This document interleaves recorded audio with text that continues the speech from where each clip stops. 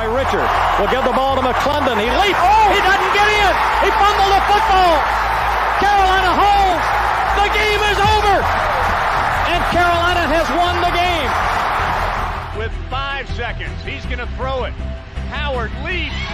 He has it. Touchdown. Carolina back from the dead to tie the game with 2 seconds to go. There is a flag down, but holy smokes. 2 and 4 in overtime games. Carolina 1 and 3. Here from under center. Give off to Greg Little. Little pulls away. Little is going to score. Carolina wins. Snap back, spot down. The kick is cleanly away. It is good! And it's with yes, a 54-yard field goal. And how about them Tar Heels? They do it! Possible win. Snap, spot, kick away, high enough, long enough. It's good! It's good! Carolina has won the game on a 42-yard field goal by freshman Hunter Burns. In his end zone. The punt, very high. Switzer will have room to return it. He fields it at the 40. Coming near side, Switzer at the 50. Switzer, 45, cuts back at the 40. 35, breaks a tackle at the 30. Still on his feet. No, he's not. Yes, he is. Ryan Switzer for 6. He is doing his best Giovanni Bernard impression. Ryan Switzer again. Bernard fields it at the 26. Heading to the far side. Gio at the 35. Gio, he's at the 50. No, he's not. Yes, he is. Gio is going to take it for a touchdown. Are you kidding me? What's going on, guys? It's the Heel Tough Blog Podcast here on a Friday night, coming to you after the schedule release earlier this week for the 2024 season, as the Tar Heels found out what their journey will look like in their first year without Drake Maye. It's not going to be the easiest. It's a schedule that, you know, in the last couple of years, if that was the crew that you had that was taking on this schedule, you probably feel really, really good about the schedule. But because of the questions that Carolina has, I think it's a schedule that's interesting and has a lot of people, you know, sort of down on where the Tar Heels will ultimately end up. So we're going to tell you what we think of the schedule ultimately, what we think it means for this year's squad as they get ready to try to, you know, put together a more impressive season than the ones that we've seen here in the last couple of years in terms of where their preseason expectations are and where they ultimately end up at the end of the season. The good news is that the schedule towards the end, probably a little bit easier than the schedule that we saw this year. But let's, you know, first just, you know, get our initial impressions of it. You know, I gave you some of mine right there off the top, you know, buddy, what did you think, you know, when you saw the schedule? Ultimately, what do you think about the slate that the Tar Heels have coming up this year? Really like the month of September, and it feels like that's got to be a month that Carolina takes advantage of to put themselves in a chance to A, make a bowl game, B, continue to have winning seasons under Mack Brown. You know, you got 3 straight home games, all games that you should win after you open the season on the road. And then you go to Duke, which is now a game that we've seen here recently be at the end of October, end of November, moved back into the end of September, which I think I kind of like the rivalry game, with that game being a little bit earlier in the year as opposed to them being late, closer to the NC State game. So, you know, you got to go to Florida State. We know the issues when it comes to playing there and playing that program. I'd rather play Boston College in September than December or November, but that's the hand that Carolina's been dealt. And, you know, it must not have been too bad, because I don't recall hearing any comments from my head coach complaining about the slate the ACC dealt them for the 2024 season. Well, it's still a little bit too early to find out what his takes are, because remember, usually you have to wait until a Monday presser to find that out. So I don't know if we could say that just yet. God forbid there is another one of those types of scenarios coming up. But, I mean, look, I think there's opportunities here for this team. And again, it's like I said, if this was the schedule that this team had the last 2 years, even if Sam Howell was your quarterback, I feel like you would probably feel pretty confident about Carolina's chances to put together a really strong season. But the problem is that you just don't know what this team is ultimately going to look like. Yeah, you like the hire of Jeff Collins. You think that he's going to be a little more aggressive. But is this going to be a defense that can help this team win more games? Because offensively, we just really don't know what this team's going to look like. We like some of the things that we saw from Connor Harrell. We think there's a chance that he could be the next quarterback for Carolina. That sort of continues this line of really good to great quarterbacks, but there's nothing guaranteed. We have no idea who's going to start the season opener at that position to begin with. And, we still have no idea what this offensive line is going to look like. I mean, this could be a complete disaster along this offensive line. It's been bad the last few years, but this is a group that right now, we don't even know. You got a lot of guys that have been backups that couldn't even crack the rotation in terms of just getting, periodic reps that are now going to be expected to take over starters reps. So it's a team that we just really don't know just how good they're actually going to be. And then they're faced with a schedule that, to be honest, there's a lot of teams on there that I think are question marks. I think you look at, the opener, and let's go through the schedule here and sort of break it down a little bit for you, a little bit game by game. We'll start with the game against Minnesota on August 29th. That is a Thursday night game to begin the season. It is on the road to complete that home-and-home series. It'll be Carolina's first trip up there against the Golden Gophers. And this one, look, first of all, has a great chance to be a nationally televised game. If I had to bet, because it's a road game, we've seen it before that the Thursday night, there's always some sort of Thursday night Big Ten game. Now, it could be a conference game. They usually like to do that. But there is a chance that this could end up being probably the FS1 game. So it could be a nationally televised game for Carolina right out of the gate on the road. Going to probably be a pretty lit environment there. Minnesota is a school that, in the last few years has been pretty solid under PJ Fleck. The thing is, they're coming off a year where they weren't great. They now are hoping to turn things back in the right direction. It's going to, could take a little bit of time. They didn't have the greatest portal, but I do think that that's still a toss-up game right out of the gate for Carolina, especially with all the question marks they have. Then you come home for 3 straight games, as you mentioned. It starts with Charlotte on September 7th. That'll be the first ever meeting between Carolina and Charlotte. Of course, Charlotte started their football program back in 2013. So Biff Poggi and the Niners will travel to Chapel Hill for that one. Carolina will then host North Carolina Central. That'll be the first time that Carolina will host their a team in-state out of the FCS.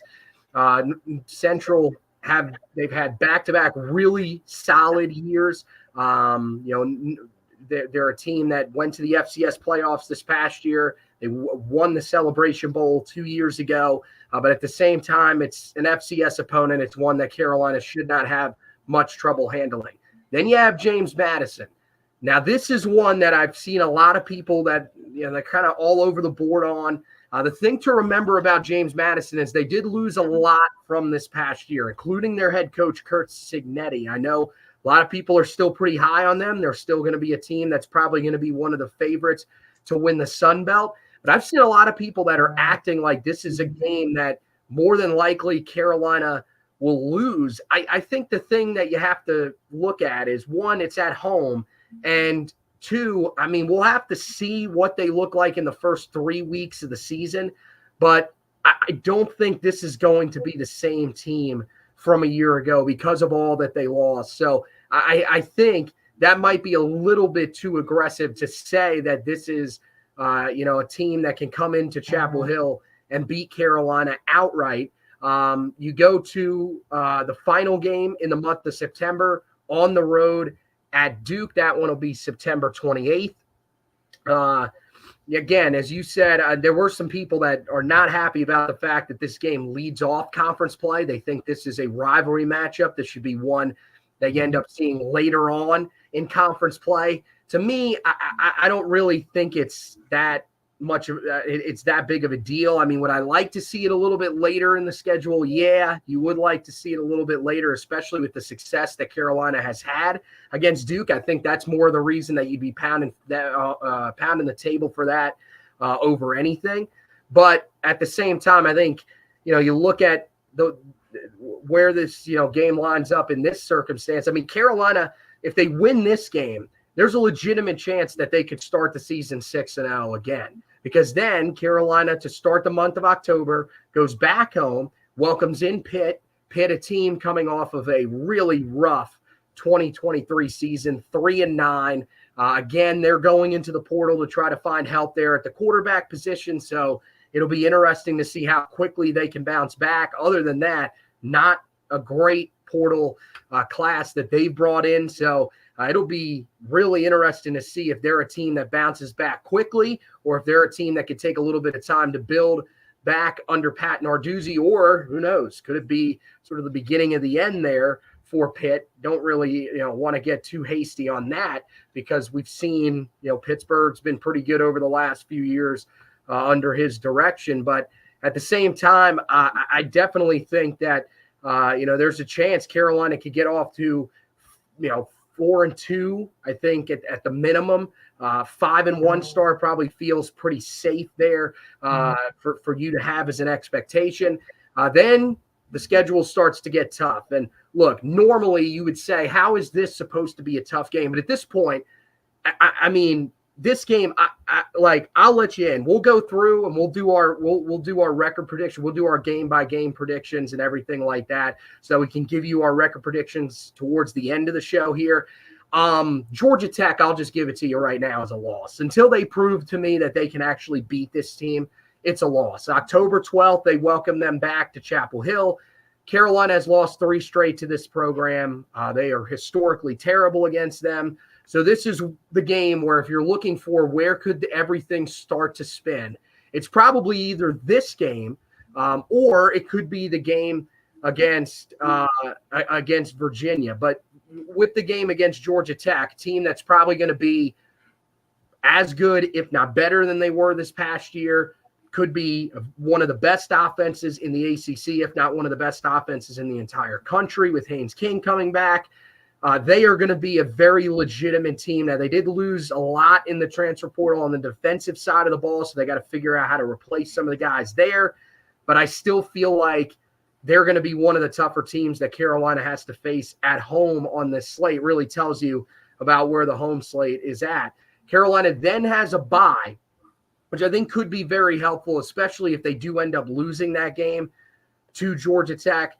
But then they have to go on the road to a place that they have not performed well historically, and to a team that last year pretty much ended their season when they beat them in Chapel Hill, and that is Virginia on October 26th. I mean, this is another game. I know it was just one loss, but it honestly feels like that was a loss that was very similar to what they had the year before at home against Georgia Tech. I would be very shocked if it doesn't have a similar effect for Carolina. It's, again, one of those things where they probably have to prove it to you, but they will have a chance to do that. And they kind of need that one, because then you have to go on the road to start the month of November. You go on the road to face Florida State. Look, Florida State not going to be as good as they were this past year. I mean, this past year, we knew from even in the preseason, they were a national title contender out of the gate. But they are going to be a team that I think still has a chance to win the ACC. That's the reason they brought in DJU. I think it's a team that, overall the roster has been built up over the last few years, the way that Mike Norvell has recruited to at least be inside of the top 15 when Carolina faces them, which means that more than likely to that point, they will be the best team that Carolina plays. So that's going to be an extremely tough test. Remember, there's also the stat that Mack Brown has never beaten Florida State, the team that he played for when he was a player back in the 60s. So trying to get that first win against them has been extremely tough. Does not seem like it's going to be very easy again this year. Then Carolina comes home after another bye. So they get 2 byes within 4 weeks. I think, honestly, that's pretty good for Carolina. You kind of like that because you get the easier schedule out of the gate. You feel like Carolina can run through that. They don't really need any breaks. It'll allow them to get into a little bit of a rhythm. And then the 2 breaks that are in this second half of the season, 1 allows Carolina to get healthy, 2 allows them to be rested, and then you end up facing Wake Forest on November 16th in Kenan Stadium. Wake coming off a 4-8 season, not a great year by any stretch. They're another team very similar to Pittsburgh. How do they bounce back? I think with Dave Clawson, you might even have a little more trust than you have with Pat Narduzzi. The way that he's built that group up, the way he's done it by winning with a lot of guys that aren't highly rated recruits. It'll be interesting to see ultimately what that team ends up looking like. That one is almost a little bit of a wild card to me because you'd feel pretty good on the surface. I mean, Carolina beat 2 of their better teams. They've won 3 straight against them, and really 3 of their better teams actually consecutively. Now, all of them were classics. They were all shootouts. You would hope that Carolina could maybe find a way not to have to go through that again, but especially with that being on the back end of the schedule, wouldn't expect anything different. Then the game that Josh mentioned, you have to go up to Boston College, Chestnut Hill on November 23rd, so a late season matchup with the Eagles, a team that's expected to be pretty good. I think this is probably the best team that they've had in a very, very long time. To be honest with you, I think it's probably going to be a team that could factor into the ACC race on the at least, a dark horse team. Could potentially win 8 games, 9 if they really have a special season. So I think that's a team that, in years past, you would say, easier game for Carolina to face. But I think ultimately that's going to be a really tough matchup. And then November 30th in Kenan Stadium, you know what game it is to close out the regular season. And hate to say it, and I wrote it in the article, this might actually be the best team that you face all season. Depends on how their season goes as a whole. We know the way that NC State's program history is stacked up. We're hoping that it happens to them again, that they fall short. But this is a team, the way that they have recruited, but especially the way that they have hit the transfer portal. This team that NC State has is built as good as any that we've seen really since Phillip Rivers was on campus. This feels like one of those teams that has a chance to do something special for NC State, and there's a chance that this is a team that could come in to Chapel Hill ranked inside the top 10 when this matchup happens. Carolina, of course, will be desperate to get a win over NC State. They have lost 3 in a row to them, so there is a chance that Carolina could come out fired up for that one for what feels like the first time in probably a decade or so. But look, I think when you look at this schedule, I think, there's a couple of games here. I mean, first of all, when you look at some of the games, I mean, I feel like more than in years past, right? I look at this schedule, there's games that I see and I say they're automatic losses. I feel like in years past, I mean, this past year, I think we all looked at Clemson and thought that was a loss. But it feels like this year more than any, there are multiple games. I look at it right now and I count 3, 4, maybe even 5 that I find hard-pressed to pick Carolina to win. And that's the first time really since the end of the Larry Fedora era. Maybe year 1 of the Mack Brown era that you can actually look at the schedule and feel that way. And to me, I mean, it feels it's a little disheartening. I mean, maybe on the surface, I think when you look at it in totality, it's just where you are when you're losing the best quarterback in the history of your program. And people need to have different expectations for this season. Basically, get back to what our expectations are year in, year out. You give us 7 to 8 wins, make a bowl game, compete against your rivals. We'll take it.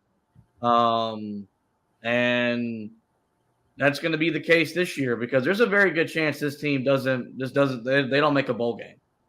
That's very much in play here with how good some of the other teams in the ACC have gotten, and how good some of these teams play you, like a Georgia Tech, that seems to have your number. Going to Boston College, not going to be easy.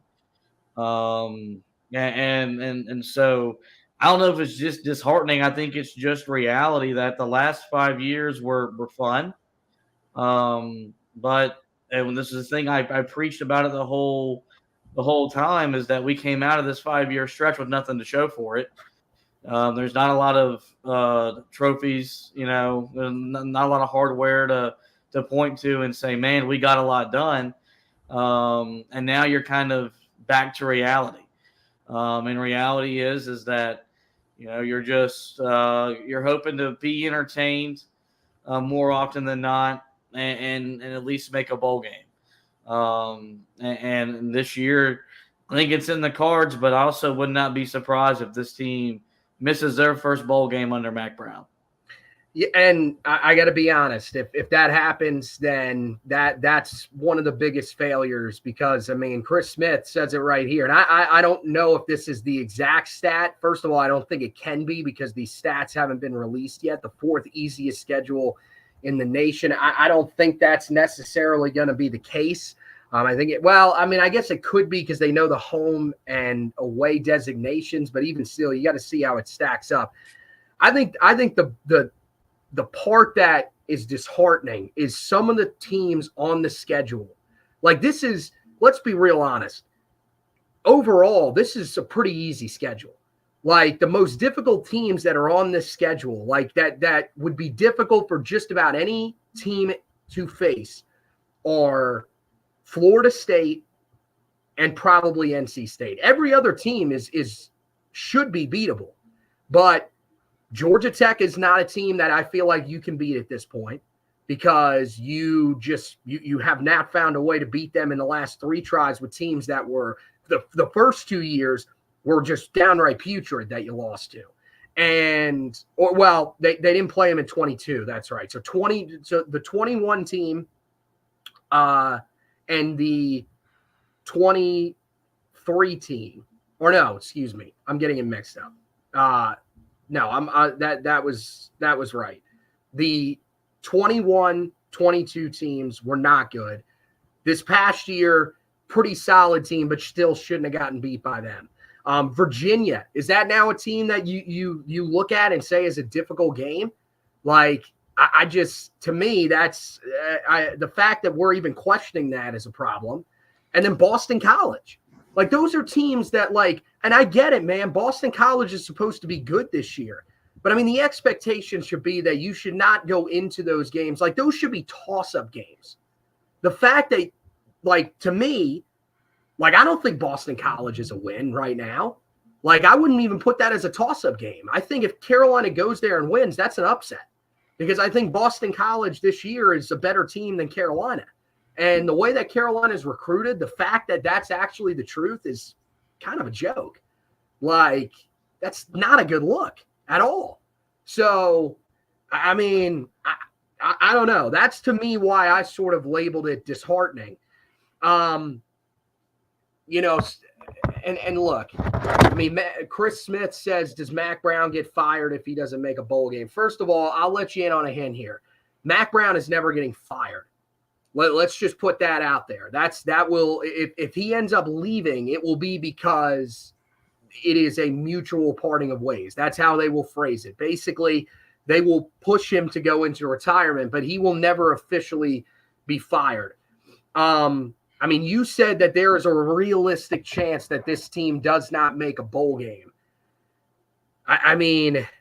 if especially, I mean, you said that you like the way this team starts in September. I mean, if they come out and get off to a relatively good start and end up missing a bowl game, I mean, that's something then has to change. There's absolutely zero chance that Mack Brown is your coach moving forward, right?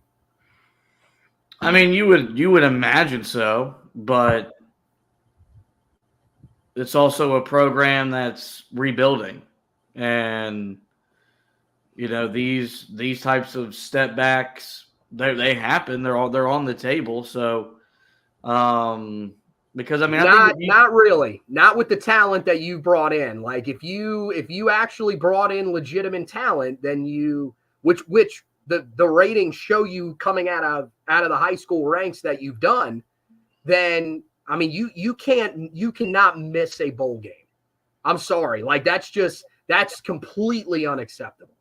I mean, I guess this is Tar Heel football, so I mean, I think if you come out of September 3-2, you gotta be happy, because I don't see you winning at Minnesota to open the year. And then the Duke game's probably a toss-up. You haven't lost to them since Matt came back, but really outside of Sam's first 2 years, you haven't beaten them down since. And even though they lost their head coach, there's still positive momentum, positive energy in that program. So and they'll be hungry to end the streak. So they got to take care of their home games. That's going to be the thing that's going to put them in a position to make a bowl game, because I think you're asking a lot for this team to win some of the road games at Minnesota to open the year, at Florida State, at Boston College.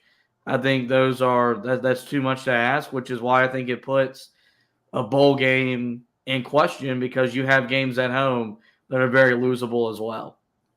Well, yeah, I mean, I think the majority of the games at home are winnable. I think the ones that you look at and you would say could probably be losses would be State and Georgia Tech. Other than that, I feel like you should feel confident that you can take care of the other games on that home schedule. You should be able to, and if you want to get anywhere, you have to. And the thing is that, look, in that case, even if you lose to Georgia Tech and you lose to NC State, all you would have to do if you win the rest of your home games is win one road game.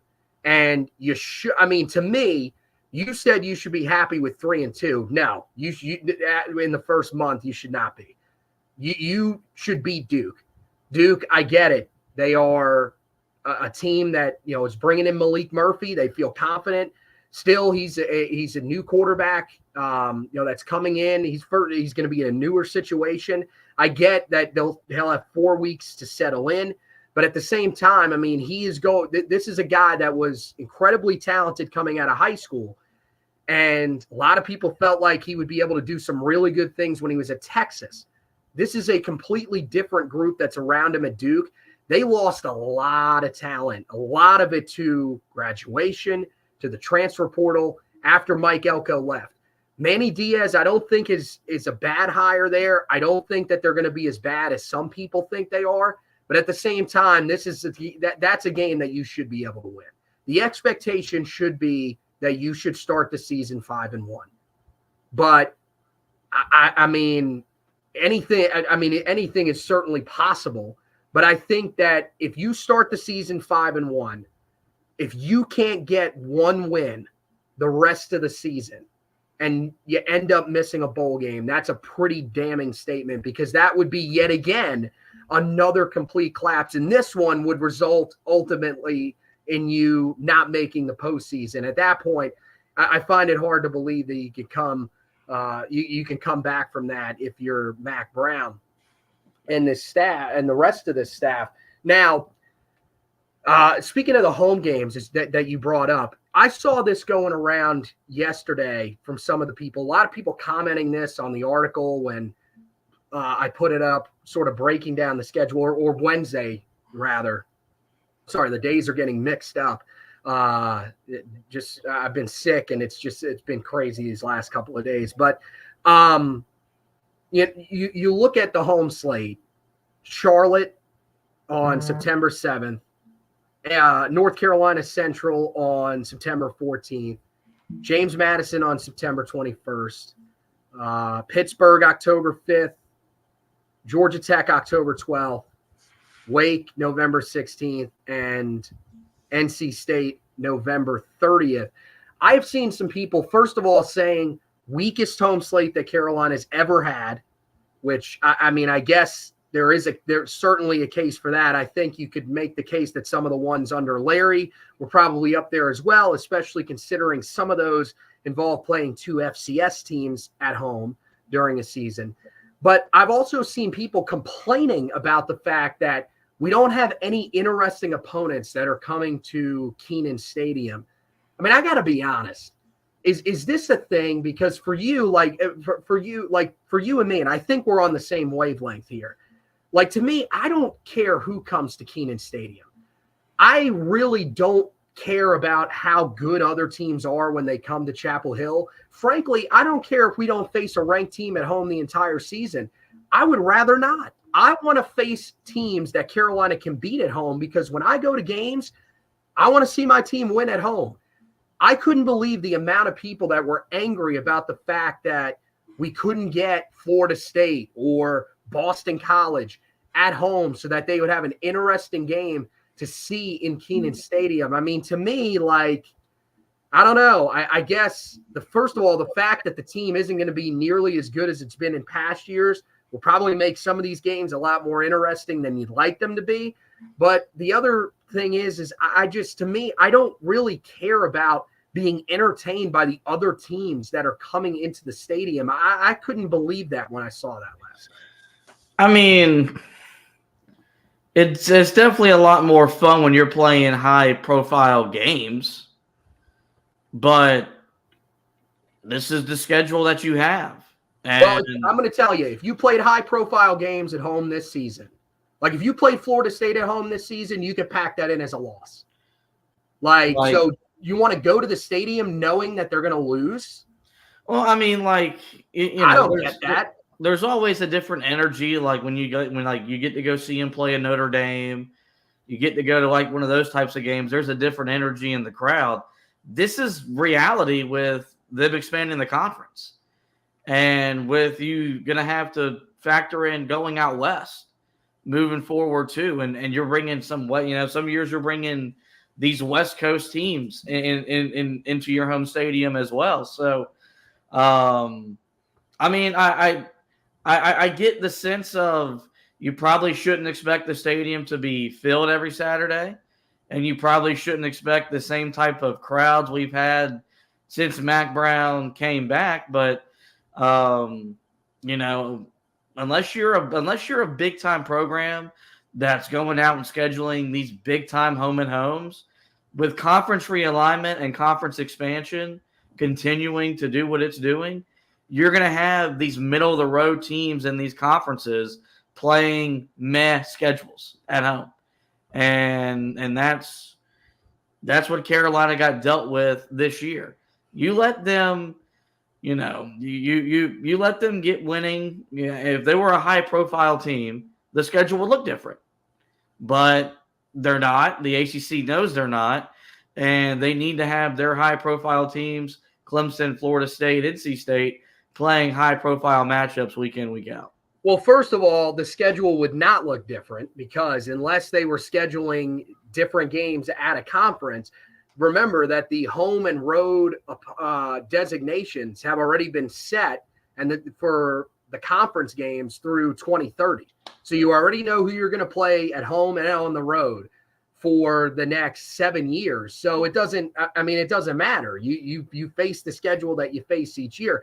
I just don't understand the hand-wringing, especially for this year's team, of why do we not get to see games with these teams that are coming in? Like, you want teams that are going to come in here and steamroll your football team this year? Like, if you welcomed in Clemson, Florida State on top of NC State just for your entertainment, Like, I don't understand. That's supposed to make me feel better about going and seeing this team. No, I'm liking the fact that there are games on the schedule here, even with a team that has a lot of question marks, that I look at and I say, I feel like they're winnable. You know, as down as I am about, you know, the way they play Georgia Tech and the fact that I'm not going to pick them to beat Georgia Tech until they actually do, I mean, that's certainly a winnable game for Carolina. So, and same thing, I mean, as hard as it is to believe, we'll always believe this because it's a rivalry. Like NC State is one we will always believe we have a chance to win.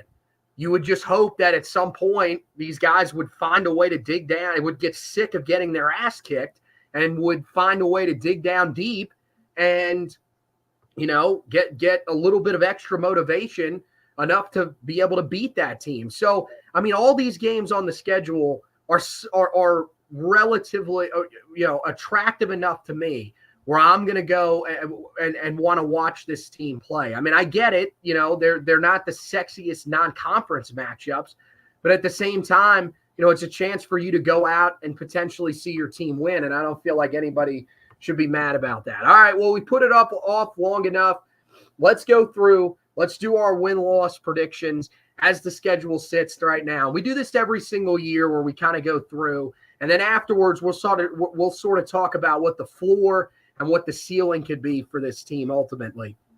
But let's start with the game. Season opener, Thursday night, August 29th. The Tar Heels travel up to Minnesota. You have that as a win or a loss? I have that as a loss. Yeah, I think it's a loss too. As I said, you know, Minnesota's a team that's kind of rebuilding. I think they're going to have a lot of question marks. I think it's probably a toss-up. I think it's an ugly game. I think it's one of those games where, you know, Carolina, we've seen them play these types of games early in the season when they have question marks. I think it'll be close. Carolina will have a chance to win, but I think ultimately they'll probably fall short. They then, you know, come home that next Saturday, take on the Charlotte 49ers. First ever meeting with the Niners. What do you think about that one? Win or loss? I'll go ahead and give you my next three just to go by a little bit quicker. I think they win their first three games at home. Home to Charlotte, home to NC Central, home to James Madison. I think those are all three wins for Carolina. Yeah, I'll say, look, I think Charlotte will be one of those games they could fight early.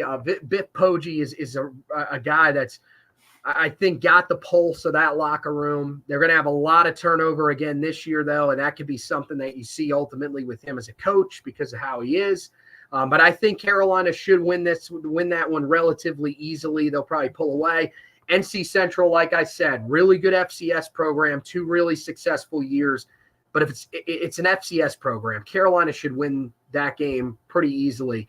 And then James Madison, look, I think that one could be interesting. I think you've got to kind of figure out what that team ultimately is going to be in the first 3 weeks of the season. They do play some pretty telling games early on in the year that'll sort of set the tone. But ultimately, I still think that Carolina should have the talent advantage there. That's not the same team from a year ago. So Carolina should end up winning that game. All right, let's get into conference play. Close out the month of September at Duke. What do you have that one? I'll chalk it up to a loss at the moment. I still think Duke's in a good spot after losing Mike Elko. I think Manny Diaz will prove to be a quality coach in the ACC where he's not at a program where they have unrealistic expectations. And Duke played Carolina tough both years with Drake May. Past year you won in double overtime, and then at their place 2 years ago, Drake had to drive them in the final minute to win the game. So Duke's been close. I think this probably feels like a year that they get over the hump and get their first win in the rivalry since Mack Brown came back for his second stint in Chapel Hill. Yeah, I will say this is a win for Carolina. I think it'll be similar to those games that you talked about. It'll be close. But to me, if Mike Elko couldn't beat Carolina, how in the world is Manny Diaz going to beat Carolina in his first year back there? A team that's going to be still undergoing, a lot of adjustments because of all the changes that they had in the offseason. They have a really good quarterback that'll make this game tougher than you would think if he hadn't transferred in. But I do think Carolina finds a way to pull that one off and continue that streak over Duke. They then return home for the game against Pittsburgh. We'll actually, you know what? We'll go back-to-back as they have back-to-back home games. Pittsburgh and Georgia Tech. What do you see in those two games? I think Georgia Tech will be a win. I think Carolina's figured out how to beat them under Mac Brown. Pittsburgh. Yeah, I think that'll be a win. I think Pitt's not going to be really anything. I think Carolina's figured them out. I think Carolina loses to Georgia Tech, and I think more because I think Georgia Tech's going to be a solid football team this year. I think Brent Key has turned that place around. He's figured out, what it takes to win there, the type of kids you have to get in there. There's energy in that program for the first time in what feels like a decade. And so whereas 2 years ago and even this past year felt like bad losses, I don't think if Carolina loses to them, we'll be saying it's a bad loss because I like the momentum that Georgia Tech is at right now. So I think Carolina splits their 2-game homestand. Yeah, I agree with you. I think Pittsburgh, as you've said, Carolina's kind of found their rhythm against them again. So successful against them under Larry Fedora, struggled the first couple of years under Mac Brown, but it really just feels like things have turned in their direction. That game's at home, so I think they get that win. Georgia Tech, yeah, as I said, I can't pick Carolina over them, and you're right. I think there is definitely reason to believe that they could ultimately be a better team than Carolina is this year. The one thing that would probably give me a little bit of pause and probably a little bit of hope for this game is that I don't know how good that team's going to be defensively because they did lose so many key pieces to the transfer portal, and they didn't really have a chance to replace those guys. So, I mean, look, I know that's a program that's heading in the right direction. Maybe they have some young guys that they brought in out of the high school ranks that could come in and make an immediate impact. But that's the one thing that could give you a little bit of hope. But, yeah, I just can't pick Carolina to win that game. Then you got back-to-back games on the road. Carolina travel after a bye. They travel to Virginia and to Florida State. What do you think ultimately happens in those games? I think they split them. I think they win at Virginia. I don't think last year's win was going to be the launching point that Tony Elliott needs it to be to turn that program around. I think Virginia is just becoming almost an impossible job. And I think it's going to be a place where coaches' careers go to die. So I think Carolina bounces back, gets on the road, it gets a win on the road in Charlottesville. And then Florida State, yeah, I mean, we know what the deal is. Mac Brown can't beat them. They're still going to be a quality 10-win football team. Mike Norvell has got them pretty much back almost, where they're going to be contending for a conference championship, a at-large berth in the college football playoff. No chance Carolina goes on the road in that environment and gets a win. So I think they split. I think they lose both. I think Virginia is going to be one of those thorns in the side until Mac Brown can prove it again. I think that they're a program that is buzzing off of a really good portal. And I think this is one of those games that will probably be a toss-up going in because Carolina just struggles there historically. I think Carolina probably ends up, falling short because of the fact that it is a road game. And then, Florida State, I don't see any way Carolina. I got to be honest. I don't even know how Carolina goes down there and competes because you will, again, probably be feeling the same way that you felt the last couple of years because you will have lost to Georgia Tech and Virginia with the way that I have things going. And then you have to face arguably your toughest game of the season because it is a road game. So I don't see any way that Carolina ends up beating Florida State or even hanging around with them. So ultimately, I see Carolina slipping in both of those games. Then they go back home and take on Wake Forest. What do you think about that one? I think Carolina wins just because they beat Wake Forest no matter what it feels like outside of the first year under Mac Brown. I do think Wake Forest is going to bounce back. Dave Clawson's too good of a coach for them to have back-to-back down years. So I think Carolina gets the win to get to bowl eligibility. Yeah, I think so as well. I think Carolina wins that game. I just, to me, that's a Wake Forest team that, I think they do ultimately end up bouncing back, but I don't really know how good they're going to be. I still think they're a team that's probably going to be right around where Carolina's at in terms of on the border of making and missing a bowl game. So ultimately, I think, who knows? This could end up being what determines who makes a bowl game. The loser of this game probably misses out while the winner probably makes it in. I think Carolina, because it's at home, finds a way. And as you mentioned, the recent history against them, I think that factors in as well. Carolina gets the win in that one. Then they have to travel up to Chestnut Hill to take on Boston College. What do you think about that matchup with the Eagles? Loss. I think, Boston College is going to be good. They'll be a bowl team. It's on the road in late November. It's either A, going to be cold, or B, it's going to be snowing, or C, it's going to be doing all the above. And I don't think Carolina's equipped to go on the road in that type of environment and win, combined with the fact that I think Boston College is a solid team. And Jeff Hafley's done a pretty good job with that program. I think Carolina gets beat. Yeah, I think they get beat in that one too. I think it's one of those games where Carolina could be hanging around. But again, even if you saw that one as a toss-up, which I don't, I think Boston College will probably win it. They'll probably go away a little bit in the fourth quarter. I think, ultimately, Carolina is just not going to be on the same level as that team this year, which is sad to say.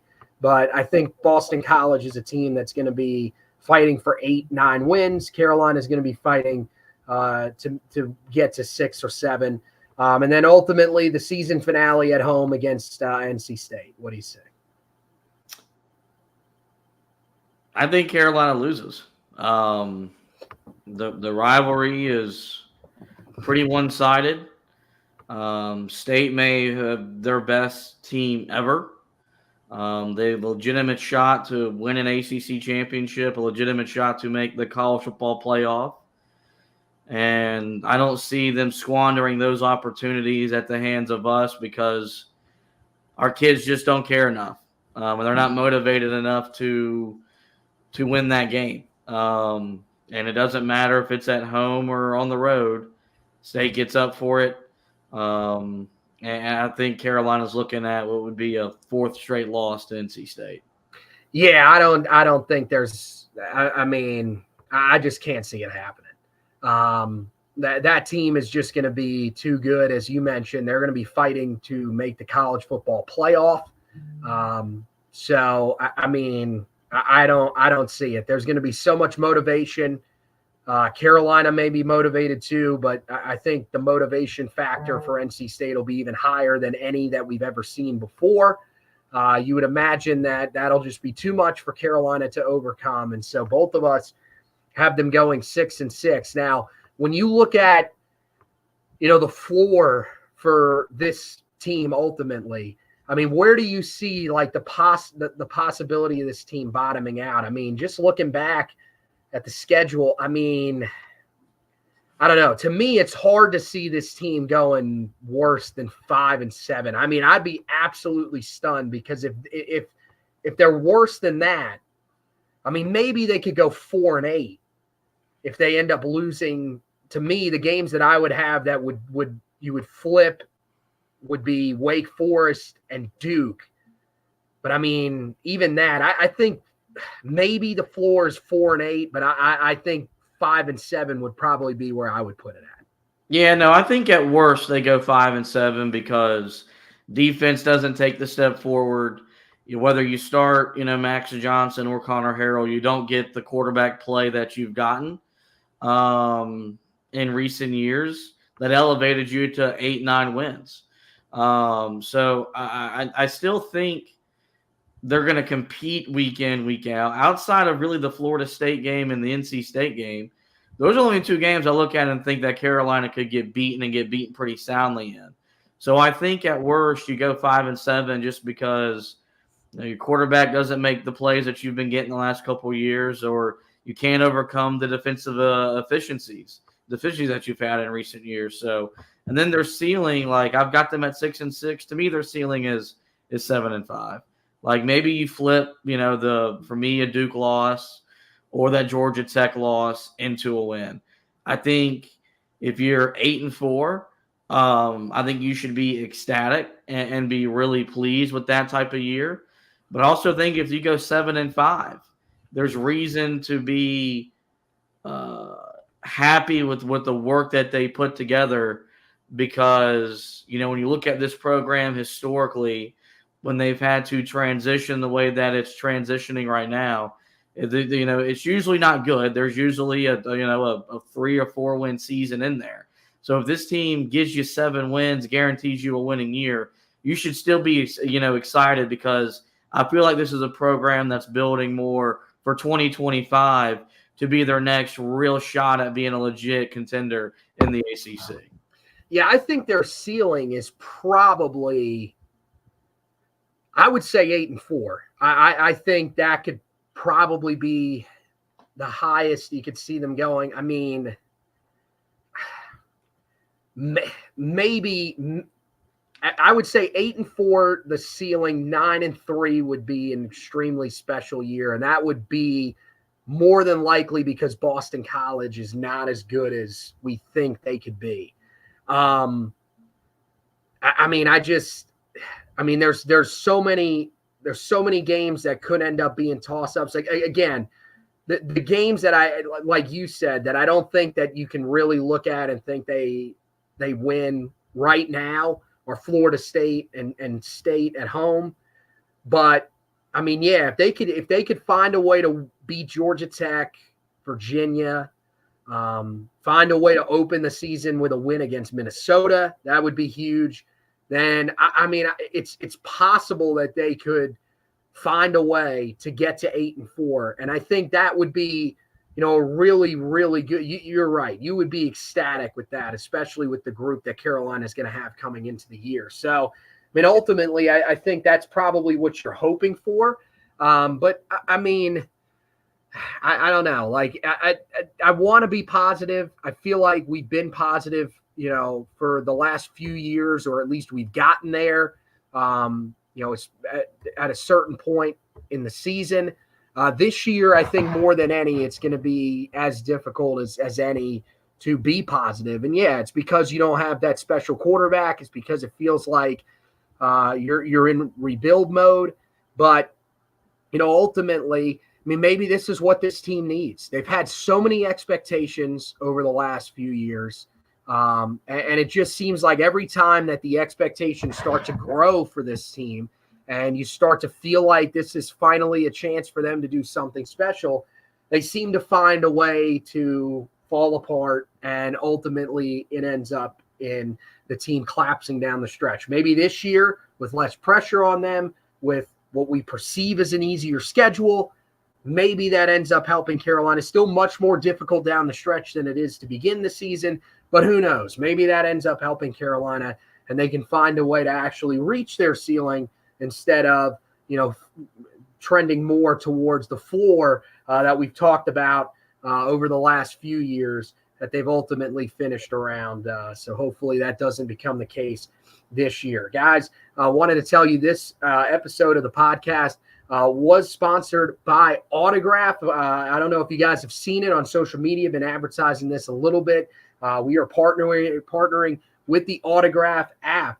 And the thing is look, you want to get rewarded for listening to our show? Of course you do. And yes, it's actual rewards for listening to the show. The team at Autograph, co-founded by Tom Brady, is redefining the fan experience by letting users earn points for the acts of fandom they take every day, like listening to this show or reading one of our articles on the website. The Autograph Fandom app gives you access to your favorite UNC content in one place and offers rewards like tickets, exclusive merchandise, and more. You're already listening to our show, but now you can earn points and get rewarded for it. Head over to the Apple App Store and search for Autograph Fandom Rewarded and download it for free today using our referral code HEELTOUGH. That's HEELTOUGh, all one word. Link and code are also in our podcast description. So make sure that you guys check that out. We would greatly appreciate that. If you could sign up, that helps us out. It'll earn us just a little bit of money. And at the same time, for you guys, whenever you go on there, you can go onto this app. Guys, I've used it. It's fantastic. You can go on there and read all of the different Tar Heel content. So it's not just us. We would prefer, of course, that you especially read our stuff and listen to our podcast. But there's a whole bunch of different UNC content on there, and you get points for each time that you read an article, each time that you listen to a podcast, and it goes into your bank. And then eventually it'll get you into, a sort of reward system where you can get tickets. They have been doing this. I was talking with the person that contacted me initially. She told me that this past year they actually ended up sending Michigan fans, because that was the group that they first started this reward type system with. They actually sent fans from that fan base to both the Rose Bowl and to the national championship game. The tickets were discounted just immensely. I think it was 3 tickets for like $300 and something bucks to go to the national championship game. You can't beat that. So yeah, guys, make sure that you go and check all that great stuff out. There's plenty of great rewards on that app. Again, that is Autograph Fandom Rewarded. Search it on the Apple App Store. And when you get there, you need a referral code. HEELTOUGH is the referral code to use. So that's going to shut it down for this edition of the podcast.